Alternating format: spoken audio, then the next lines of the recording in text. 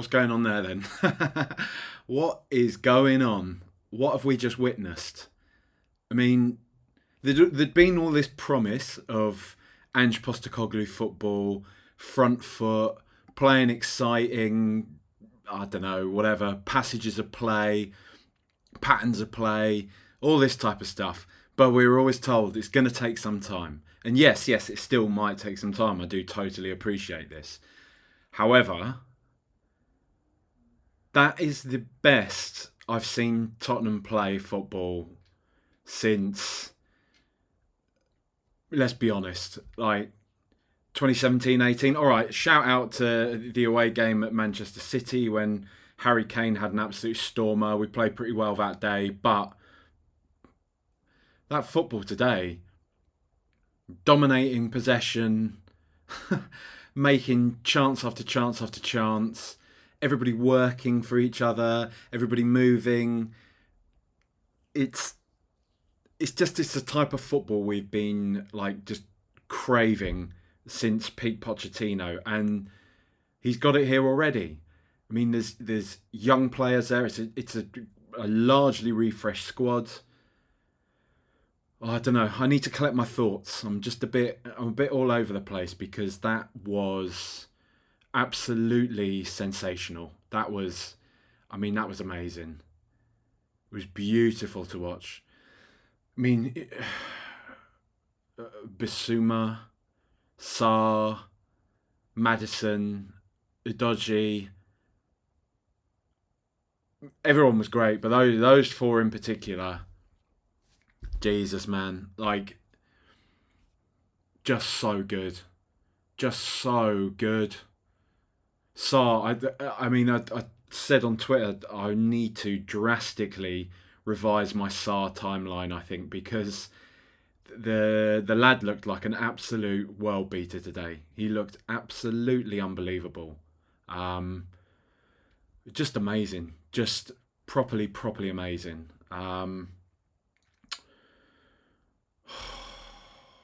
There's a lot to process. There is a lot to process, but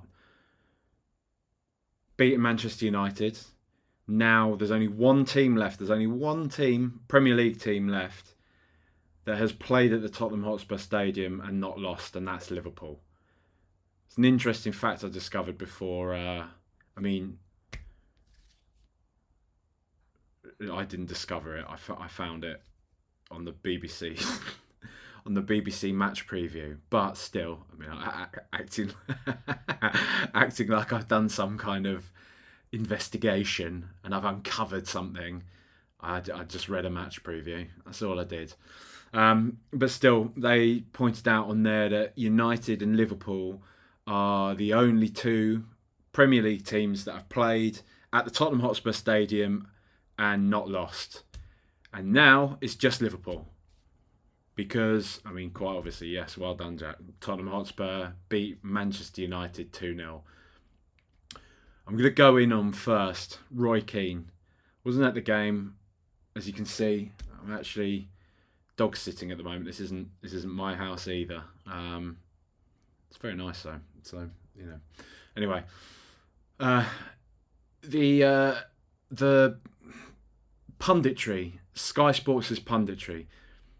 Gary Neville, throughout the entirety of the first half, was intimating, if not pretty much outrightly saying, Spurs were kind of being a bit arrogant, that Spurs were approaching the game, in too open a fashion, leaving themselves prone for counter-attacks, that if Manchester United can be a bit more clinical, blah, blah, blah, blah. He was digging out Porro quite a lot, and I guess maybe that's one bit of criticism I will take on board, but still, he was digging out Porro a lot, just talking about how, he thinks he's Cancelo and Rodri rolled into one, that, we're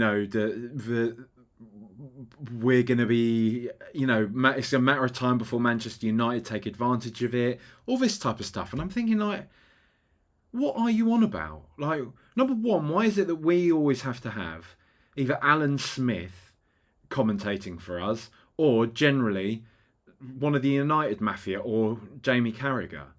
Is there nobody else? Is there nobody Tottenham that we can have on Sky Sports ever at all? I mean, whatever. I'm not that bothered because that means we'll probably just end up with someone like, Jermaine Genius or someone who pretends to be Tottenham, who loves to fucking stick the foot in every now and again. But whatever. That wound me up. But when half time came, Roy Keane was honestly, he absolutely rattled me. Roy Keane was going on and on and on about Tottenham, about how arrogant we were, about how we were approaching the game. He actually used the words "there for the taking." That if United get themselves sorted out, Tottenham are there for the taking. I mean, what? I get it, right? I get it. Yeah, shock horror. One of Manchester United's legends is going to be pro Man United. I do totally appreciate that fact. However, at the same time, they didn't look that good. All right, I think they had a few more shots than us in that first half, but still, they weren't like barnstorming or anything like that. And more to the fact that it's not like they're Fergie's Manchester United anymore. They've been dross for years now. What? So we're not going to go at Man United? I don't know. I'm clearly still rattled, but that's it. Is that him? And somebody, let me find who it was. Absolutely brilliant tweet. I'm guessing he was in the ground because this is absolutely fantastic. Where is it? If you go on to, I've retweeted it on my Twitter feed, but it was from Woody @_the_Spaniard. He's got a picture from the stand looking up to Roy Keane, just staring out the window, looking forlorn. It's absolutely sensational. It's absolutely brilliant. Because he deserved that. He absolutely deserved it. They all did. It's mad. It's mad that they... I get it, right? I do get this whole thing. People are talking about this is the mentality of a club. This is what they, this is why they're winners and why teams like Tottenham, but bore me later, man. Like, absolutely bore me later, because Tottenham have every right to go at a team like Manchester United, who, let's be honest, have not been a relevant force for almost, if not actually a decade now.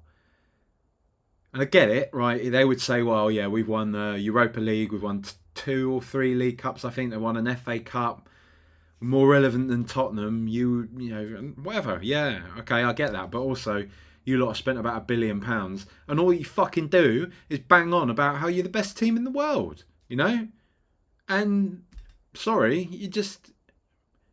Really? Are you that much better than Tottenham anymore?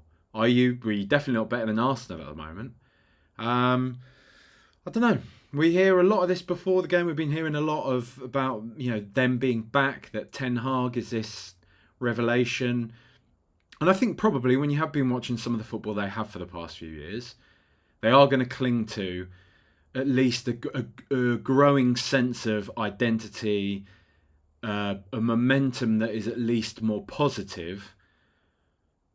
But is Ten Hag going to be like their Pep, their Klopp, dare I say their Arteta?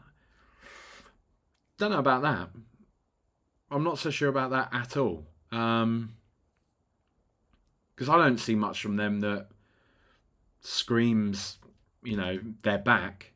I don't see much from them that says they're going to be a title contender. The second game of the season, I appreciate that, but still, they didn't look particularly good against Wolves, and they definitely didn't look very good here, because that second half, we were absolutely dominant. We were just absolutely dominant. Chance after chance. Some of the football we're playing, just this kind of... When we talk about this fluid front three, I don't even think it's like a front three. It's just... the team are just fluid. The way they are moving around, it's unpredictable. You can see what we're doing. You can see how basically somebody is always providing an option for whoever's on the ball.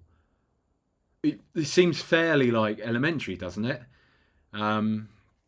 Accidental Sherlock Holmes, But it seems like the sort of thing that you just do, doesn't it? Like, but they don't seem to, and we definitely haven't been doing that for the past few years, and now we suddenly are. And I did say, I'm sorry to say, Ben, just to share our WhatsApp correspondence without your consent, but I did sort of say to Ben when we were 1-0 up, I was like, we were both saying how brilliant we look, how amazing it was. But I was saying, dare I say, if we had Harry Kane, we'd be 3-0 up. And he said, maybe, but do you not think that maybe some of these lads now are not... Nobody's hiding, everybody's stepping up. Everybody knows now that they have to make something happen. They have to be the guy that scores or the guy that provides a goal, because Harry Kane isn't there to do that anymore. And that could well be a very good point. Remains to be seen, but there's definitely something in that, because it's just the energy that went into that. And I honestly cannot believe that Postecoglu has managed to get us playing this way already. And this isn't to say this is how it's going to look every week, and this isn't to say that Tottenham are back and that we're going to, make a fist for top four or anything like that. I'm still very much taking each game as it comes. But I was fully expecting days like today to be a disappointing but heartening loss, a loss that we can take something from, or a hard-fought draw, something like that, right? An exciting draw. But to not only be that... What's the best word I can put? Attacking in our intent, yet to be so dominating, to be so controlling of the game, is astounding. It's astounding, and it's in no part down to some utterly fantastic individual performances, but as a team, as a collective, the spirit there, the belief there. We've had Udogie come out and talk about the spirit, the fact he likes the coach, Ange Postecoglou, the mentality he's breeding in them. We've had Mickey van der Ven this week coming out and saying how much he loves the coach, how much he loves Ange, the philosophies he's bestowing onto him.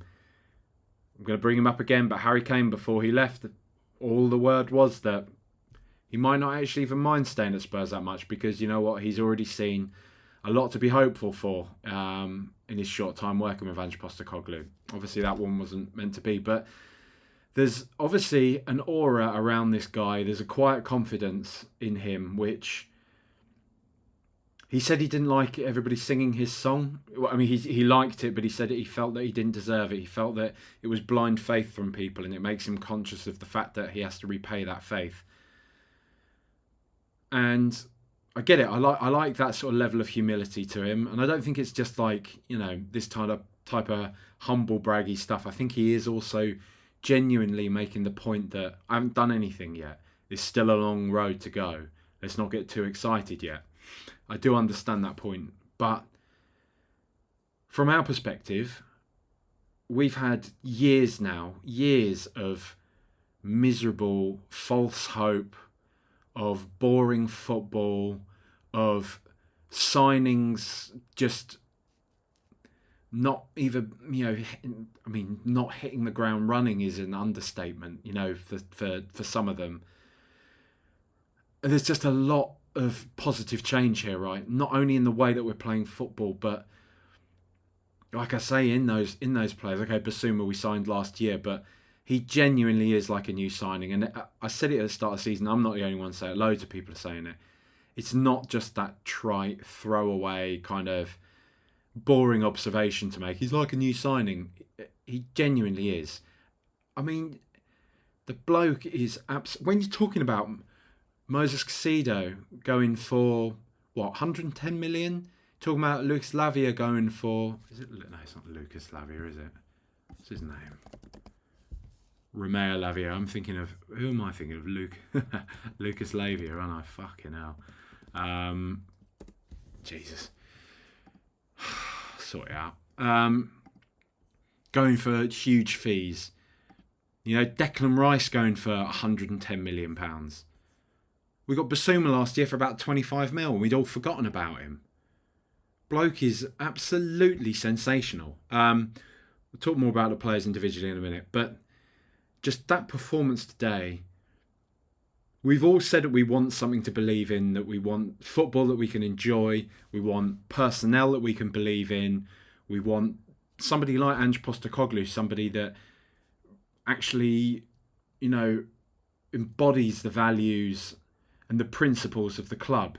People say, oh, clubs don't have DNA, it's all bollocks, and, you know, there isn't a certain club way of doing things. But there is. There is, and I don't buy that. You know, I don't buy that. You have to stand for something. There is something that you're supporting here. Okay, you know, a lot of us are supporting this team because of family, because of, you know, proximity, or because of family. But many of us now, it's a brave new world. The Premier League's a global game. It's an international game. You know, plenty of people that listen to this. I see all the different locations that people listen to this podcast from.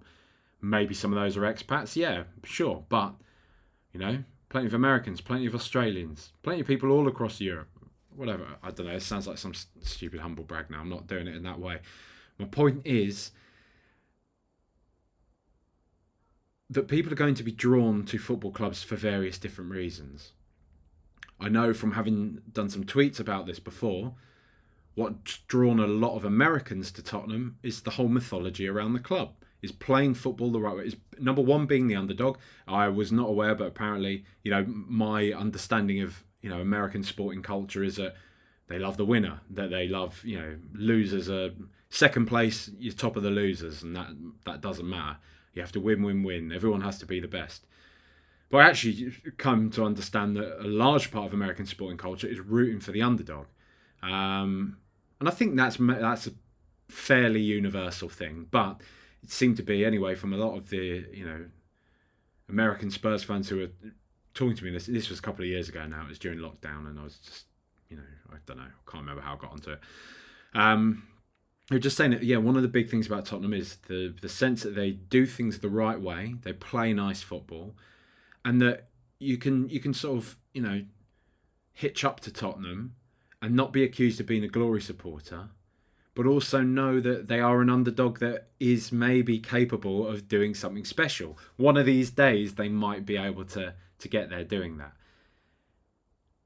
And I've sort of digressed from my original point, but my original point is that we have to have certain values, certain principles that we stick to. We can't just allow ourselves to say, oh, it's all nonsense. It's all just, you know, all of this is just transient, that it changes with each new face through the door.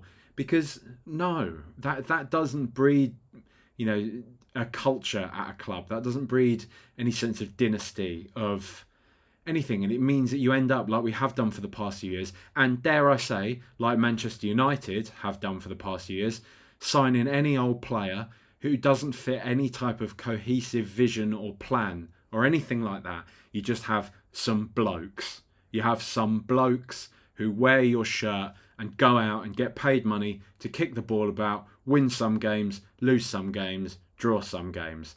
And nobody really cares because it doesn't stand for anything, because you're not locked into any type of philosophy. You're not locked into any ethos. All that you have is this nebulous concept of winning. We've got to win big stuff or else we're losers and everyone will make fun of us on social media. But it doesn't stand for anything. It doesn't mean anything. It's nonsense. And now we've actually got this guy, Ange Postecoglou, who everybody told me when I was sceptical, and I'll give you a shout out, Jack, Debaser.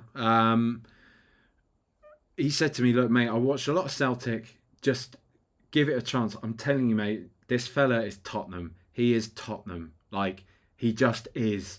And I can't, that's the only way I can put it. That's not exactly what Jack said to me, but it was along those lines. And you just feel it now. To me, like he's like a Martin Yole regen, you know? I feel that same sense of excitement when we got, for anyone that wasn't sort of watching Spurs at that point, we signed Martin Jol as the number 2 to Jacques Santini, who had just been France's national team manager.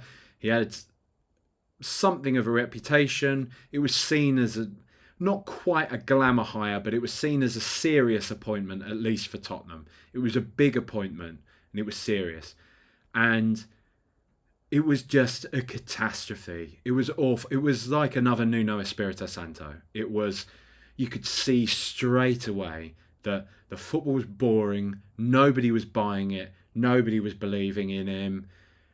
We had no idea what we were, and it was just another false dawn for Tottenham.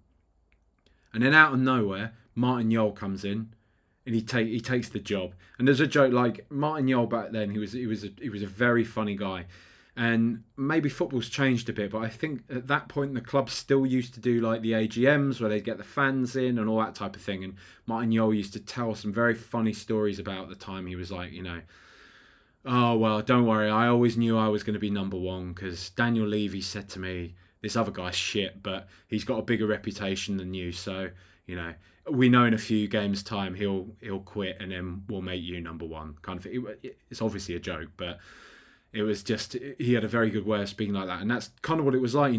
We brought in Martin Jol to be the number 1 and we were like, well, okay, well, I don't know about this. It's suddenly this assistant manager. But, apparently he's always supported Tottenham and he's got a bit about him and he likes to play attacking football. And he always said the right things. He said about, the ethos of the club and about playing football the right way, playing this attacking style. And then bang, it took no time at all under Jol. And that was, the funny thing is for me, that was the first time in my life as a Spurs fan when Spurs were actually decent. Like under Martin Jol, that was the first time I'd watched us properly and people suddenly started to sit up and take notice of us. And we suddenly started playing football. We started winning games away from home. Like most of my experience up until that point watching Spurs, we never won away from home. I mean, like we did statistically, we still won away from home. I'm not saying it like that. I'm just saying that we rarely ever won games away from home. And I think that was kind of a bit of a Premier League thing for quite some time, to be honest. Most of the time, if you weren't a top club, you tried your best to win your home games because you knew that you weren't going to win your away games. I feel like it probably wasn't just a Spurs issue, that. But anyway, when Martin Jol came along, we actually started winning stuff and we started playing football. Started playing football in a way that I'd never seen Tottenham do it. And it just felt like a natural fit. It just felt like he was an older guy who knew, in a not arrogant way, he could do the job.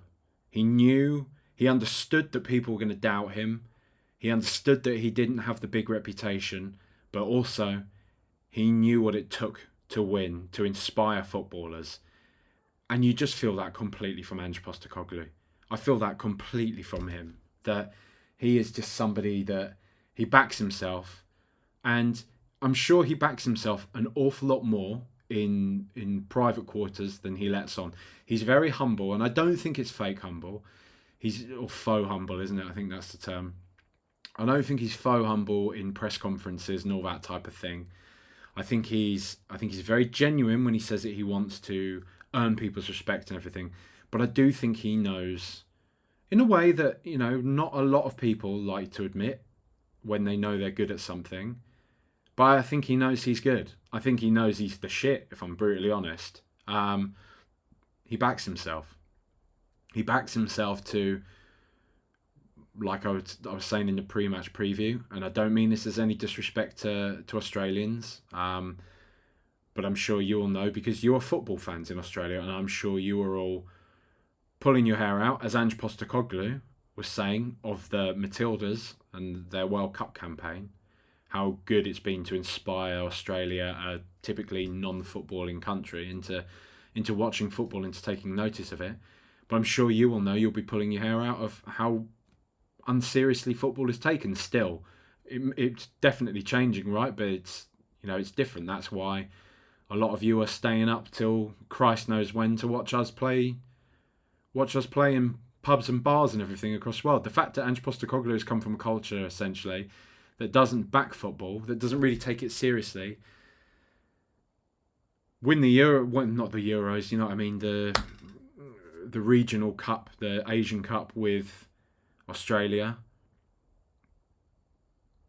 The fact he's come over to the UK, he's become manager of Celtic.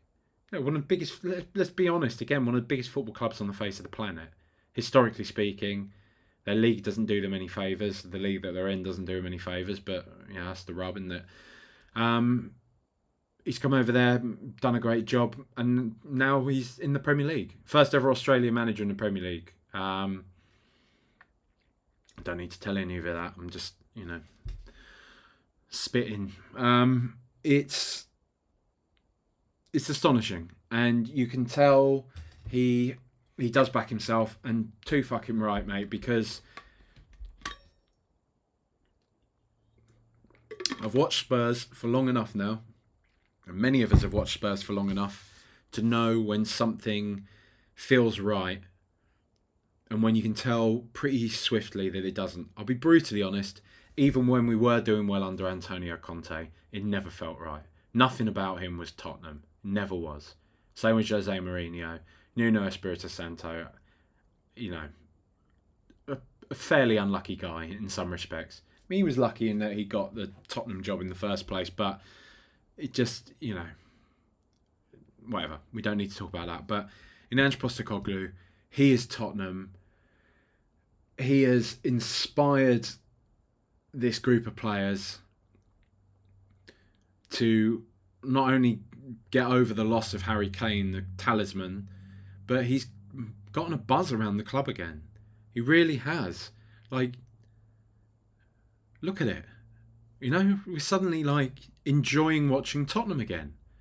I was absolutely buzzing about today. And there was that bit of me that felt like going into this, didn't expect it, but there was a bit of me that felt like we can have something today.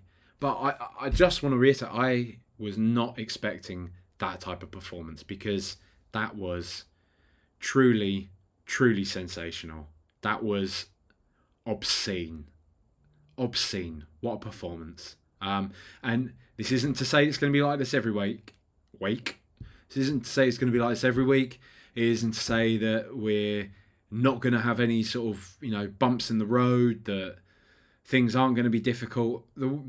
He's warned us of this, and there are probably going to be times when we're going to need to be patient, and we're going to need to get on side and, remember what we've done today and try and keep faith in him and the system and everything. But this guy is proper. This guy is proper. He is proper. And my word, we looked absolutely fucking fantastic today. Let's do the players. Tottenham, Man United.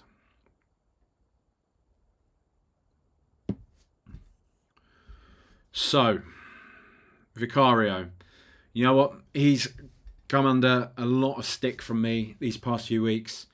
He was absolutely sensational today, I thought. He seemed suddenly he's getting it a bit more now. He's getting to grips with it. He's here, he's arrived, and he's our keeper. And to just, to deal with it, to get on with it. A couple of phenomenal reflex saves. I can't remember what the first one was. It maybe Bruno Fernandes. I think Bruno Fernandes. It was like a full. That was me doing some goalkeeping there. I think it was a fully outstretched kind of dive up into one of the corners, and then Casemiro as well. That header that he just got on the end of. Some decent. He came out at the right times. Now it's like he's already learnt from his mistake against Brentford. It felt like he was timing his runs perfectly to get in the way of the ball. Very good performance, very solid distribution. Okay, maybe slightly under pressure in the first half, but that's the way we play. And Ange Postecoglou said that, so I don't think that's about the goalkeeper per se. He's He's good, and I'm gonna be honest. I think he's all right, but I look at Onana, who Manchester United have just spent a lot of money on. Obviously, we're you know uniquely aware of Onana as well from the Ajax game. I wouldn't be buzzing if we had him in goal. That's all I'm gonna say. Destiny Udogie. What can I say? Like what? What can I say? The lad is a star boy. He just is. He is absolutely phenomenal. He has it all. He has the physical attributes, the technical attributes, the mental attributes, all of it. I mean, I'm not inside his head, so I don't know exactly what his mental attributes are, but be 20 years old and come into the Premier League like this, back yourself and look as good as he has done. To be shouting at Sonny, the club captain, when he didn't pass the ball to him, it's something else, man. Like, the kid is unreal. He's absolutely sensational. What a signing. What a signing. Mickey van de Ven, good, solid enough performance. He maybe kind of got caught out a couple of times in the first half a little bit, but seemed like he learned from his mistakes. Pretty sharpish, because second half he was solid. Solid as a rock. Brilliant. Absolutely fantastic. Him and Romero look pretty tidy together, don't they? Because Manchester United are a team that really, they can hurt you. Like, they're no mugs, are they? Marcus Rashford, I'm just looking for their team now. Marcus Rashford, Bruno Fernandes, Anthony, Mason Mount, just, what was he even doing today? Garnacho, who a lot of people rave about. Whatever. Maybe he's all right. I don't know. People have. I've seen a lot of discussion about whether or not Marcus Rashford, and a lot of it stems from the kind of cult Mourinho shit, because Mourinho once said that Marcus Rashford can't play down the middle. I didn't think he looked that good today, actually. But I love Marcus Rashford. Not just for his kind of, off-pitch stuff. I think he's a genuinely brilliant player. He's the sort of player I'd happily see Spurs drop a lot of money on. But, it's not going to happen, let's be honest. I'm just saying. But that was, that was a great performance from Van de Ven. Romero is solid. Absolutely solid. If this is Romero now, Vice Captain Romero, the Romero we've been crying out for, who grows up a bit, realises his importance to the team, steps up, is counted, is reliable, basically like he is for Argentina, then we're laughing. I've always gone on about this. As much as I've complained about Romero in the past, I've always defaulted back to, got the receipts, listen back to the old episodes, I've always defaulted back to how good he was in that World Cup final, how brilliant he was, and if we could get that Romero, we'd be laughing. And you've seen the compilation flying about this week all over the internet of his World Cup performances, individual highlights. Because there was some meme, wasn't there? Somebody's did something about, like, when a Spurs fan, I can't remember who it was. I think it was Rashford looking shocked into the camera, and it was like, when a Spurs fan, no, it was Saliba. It was Arsenal players, wasn't it? It was Saliba and Declan Rice, and I can't remember who else. And they were sort of saying, when a Spurs fan tries to bring up Romero in a conversation about Lisandro Martinez and Saliba, and then the response to that has been, well, let us know when either of those two have done this in a World Cup final. I mean, Lisandro Martinez did also play in the World Cup final. I believe he played in the World Cup final. Or did he not? Maybe he didn't. Fuck, I don't know. Don't care. Christian Romero was absolutely fucking unbelievable that day, and he was unbelievable today. What a player. What an absolute player. Pedro Porro, there's going to be a bit of a negative, only a little bit. I felt like he looked like a bit of a liability in the first half. And I do worry about him in this back four. He had that lovely shot that cannoned off the crossbar. But I felt like United knew that he was the player they could target to get the best of Spurs. But obviously that didn't work in the second half, did it, lads? And I'm like, hey, so you know, he's got a lot going for him, Pedro Porro. He's got a lot going for him. So it's what it is. He's a good player. I don't think he's a bad player. I just thought he looked like a bit of a liability in the first half. Oh, this is a bit I've been looking forward to. Yves Bissouma. Just, I was talking about it before, but the fact we got him for 20 something million, unbelievable. Just what a talent. What a player. He absolutely, I think he got man of the match from Sky as well. Just absolutely dominated the midfield. We're talking, he's coming up against Casemiro, a seasoned winner, a seasoned champion from Real Madrid, who, yeah, okay, he's coming towards the end of his career now, but he's still, he's still not a mug, is he? And Yves Bissouma just absolutely, just completely dominated that midfield. Absolutely had it in his pocket. And I think we're going to keep saying, I think we should, because this is Antonio Conte's legacy. How he could not shelve his own ego or whatever bizarre, twisted issue he had with Bissouma to not play him is just such a dereliction of duty. The fact we've had a player of that calibre, of that quality, doing next to nothing for a year is unbelievable. But equally, sometimes things just aren't a good fit, are they? Maybe it's not completely about Conte. Maybe in part, Yves Bissouma could have done more. Who knows? All that we need to really focus on now is the fact that Ange Postecoglou and Yves Bissouma obviously were together very well, because Yves Bissouma looks like a £110 million footballer, right? Like, if that's what we're talking about, if we're talking about Declan Rice, if we're talking about Moises Caicedo, Yves Bissouma looks every bit as good, if not better, than either of them. Because, my word, what a performance, what a player.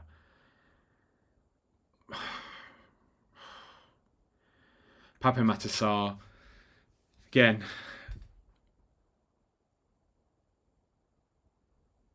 unbelievable. And as I tweeted, I think I'm drastically revising like my Pape Matar timeline, if you like. How soon or not we can expect him to be amazing, because I think he already looks it. Like the lad already looks absolutely unbelievable. He looks calm in possession. He's quick. The way he drives at the opposition defence. The way he moves the ball about. The way he can pick a pass. The way he can read sort of the runs of other players. But not only that, the way he gets back. Like, he's got an engine on him. The way he gets back, his tackling is phenomenal. Not only can he like nick the ball out from the feet of like opposition players, he can slide like fucking anything. Like, unbelievable. And if he keeps up these type of performances, I mean, it is one of those things where, and I'm not even just saying this, I'm like, does Bentancur get straight back in the team? I mean, he does, let's be honest, once he's fully fit. But should he? I don't know, because Pape Matar, I mean, let's put it this way. I love Oliver Skipp. I think he's, as I always say, I think he's a solid player that every single squad needs. Not a chance does he start over Pape Matar on this evidence, because the kid is unbelievable. What a finish. What a finish as well for his goal. Amazing. Right? Because, and I'm honestly, I'm not just making this kind of lazy comparison. He looks like a Yaya Toure regen. Like, that's the way he was playing today. Just had everything. Absolutely everything. Just an all-round complete performance. Unbelievable. Like, kid is magic. Heung-min Son, much like I was saying last week, I think Sonny, yeah, okay, right, he didn't, he didn't score. He didn't I don't think he made an assist today, but he was always busy. He was always industrious. He was bringing the other players into play. He kept making space and opportunities for the likes of James Maddison, for Yves Bissouma, for Destiny Udogie. think he was linking up fairly well with Richarlison at times. I think the negative side of that is mostly on Richarlison, but we'll get to that. I thought it was a good performance from him Son today. I did. I thought it was good. I thought it was a solid performance. I think maybe again this is one of those things where we need to start to reframe what it is that we expect from him, what it is that he does, because I thought he was good. Like I say, industrious, made space, was making runs, was pulling the defenders towards him. Good game. Well played. Dejan Kulusevski. He had some promising moments. He did have some promising moments that sort of at least suggested that he's getting closer to where he used to be, right? That he's getting back there.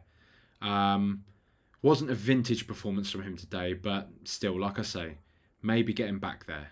Getting towards his kind of best. Let's just give him a bit more time. It just seems to be his final ball. That's the main thing, because I do think he's industrious. I do think he makes those decent surging runs down the wing, but it seems to be that he's just maybe lost that little like snap that means he just releases the ball that bit quicker or has a shot. And he did have one rasping shot as he settled into the game, which was, it was pleasant to see. But let's hope he's getting there. He'll be getting there. James Maddison, £40 million. Just let that sink in. I mean, what if Kevin De Bruyne had been out, going after Paqueta for 70 mil until turns out that he's, running some allegedly running some betting syndicate or whatever the rumours are this week or the news, is they must be kicking themselves. The rest of the fucking league must be kicking themselves. Arsenal spent 65 mil on Kai Havertz. James Maddison was right there. I mean, I don't know why we were so unopposed. Then there was that part of me thinking that maybe, as I said the other week, maybe it's because he's been a bit of a streaky player in the past. Maybe he goes missing from games a bit, and maybe there's some doubts over his temperament or his personality or something that meant that we were top of the pile of teams that were interested in him, and we got him as a product of that. But he seems to love it. I mean, if you listen to the Fighting Cock, you'll know, but if you don't, Flav on there keeps talking about somebody that he works with. He does all his, fan panel stuff and all this type of thing. Somebody there who knows James Maddison pretty well just says that he is absolutely buzzing about Tottenham, that he's like, it's a proper club. He feels like he's come to a proper club, that there's something happening there, and he's very, very happy to be a part of it. It just looks phenomenal, doesn't he? Like, he looks absolutely sensational.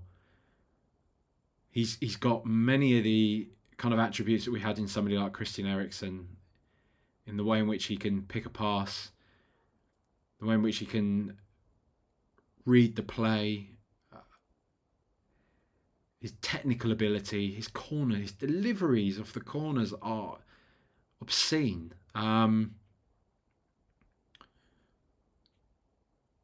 But his physicality, I think, he's so much quicker than I thought he was. And his dribbling is unbelievable. His dribbling is sensational. I'm very excited about him.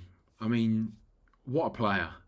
What a player. And he's clearly one of our captains. Well, he's literally one of our captains already. But you can see it on the pitch. You can see why. You can see why somebody like Ange just probably come in and thought, I mean, he might be a new player to the team, but this lad can handle it, because he's just sensational.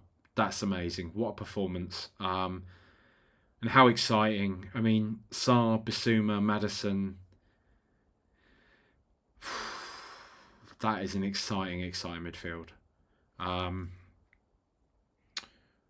like we say, when Bentancur does come back, there's even more options. Lo Celso as well. He's kind of in the mix, maybe. Surprised we haven't seen more of him. I wonder if that hints towards the fact that he's still not fully sold on the vision, not fully sold on the project. We know Ange only wants to work with players who are really want to be there. So, I don't know. Who knows? That's just speculation. We don't need to talk about that right now. Richarlison, I think he's going to need more time. I don't know. He was very, very upset to be taken off. He was very upset. And then by the end of it, it seemed like him and Sarr were having a laugh on the bench. So that's fine. He's a passionate guy. He just wasn't very good today, I don't think. And that's the only way I can really put it. It felt like he just wasn't reading things in the same way that everybody else was. He wasn't moving into the right positions for anybody. He wasn't getting on the end of anything. The few chances he did get, like his touch didn't seem that great. I don't know. I really, really want it to come good for him. I really do. Obviously for Tottenham, but for him as a bloke, he seems like a nice guy, and I quite like a bit of what he has about him, but he just wasn't very good today. And I don't know what more I can say than that. Pierre Højbjerg slotted straight into the midfield when he came on and looked very good. Who knows what his future is at Tottenham? I don't know. Emerson, not much time to see him on, but as I said before, him and Porro, I think, will be largely rotated. We know what we're getting from him, and you feel that, when we were getting towards the end of the game before we went, I think Emerson came on before we went 2-0 up, as did Højbjerg. Felt like that was Ange not playing anti-football, but it was Ange bringing on at least two more defensively minded players to try and shore up the win to get that, to get the W. Ben Davies as well, another example of that. Destiny maybe was looking a bit tired. He'd put in a shift and a half, and he's still young, still young. You don't want to run him into the ground. I tell you what, this is one other thing with the head injury and just the way he speaks. The other thing I do like about Ange Postecoglou, he seems like a good bloke. He seems like a responsible guy. He seems like a guy that understands the pressures on footballers and on their bodies and whatever, and he's not going to put winning a football match ahead of that. And I like that about him. So there we go. But Ben Davies, I think he put in a good shift as you'd expect from Ben Davies. A solid kind of defensive performance when he came on, and obviously scored the goal. Maybe it was a bit. I'm sort of in the camp. I think it was an Udogie, really, but we'll give it Ben Davies because why not? He had that rasping shot, didn't he, later on as well? I went into the defence of Manchester United too. Even Perisic in this system, a man reborn, great. He wasn't on for long, but made the second goal, looked dangerous. Instantly looks like he's more at home playing in an attacking system, in an attacking position like that. Why Antonio Conte signed him and made him do the defensive kind of work that he did this past year, who knows? But it's good. Doesn't sound like he's going anywhere. Fantastic. So hope players can learn from him. Manos Solomon came on, whatever. He was barely on the pitch at all, so was not much to report. It is quite interesting to see him not getting more time and not featuring more yet, but I'm sure, he will as the season progresses. But that's pretty much it. What a performance. Fantastic. Let's see more and more and more of this, please, Tottenham. Amazing. Not only do you get to enjoy watching Tottenham, they win as well. Thanks for listening. Thanks for your support with the pod. Do have a Patreon out now, patreon.com/RTRpod. On there, I've got a preview, which is much like this, the sort of solo thing where I look forward to the game as opposed to talking about it after the fact. And the past few weeks, past 2 weeks, I've gotten on an opposition fan for a section, a sort of 10-15 minute section as well, to predict the game. That might not be possible for every single opposition team, but more and more people have these kind of social channels and stuff nowadays, so it might be a bit easier than when we used to do it back in the day. So yeah, I've got that. Thursday, I do a 20-minute bulletin with Phil, where we just go through the news stories that have occurred throughout the week. Just do it in bite-sized, bulletin-like fashion. A lot less of a waffle, a more straight down to the point, a few kind of opinions.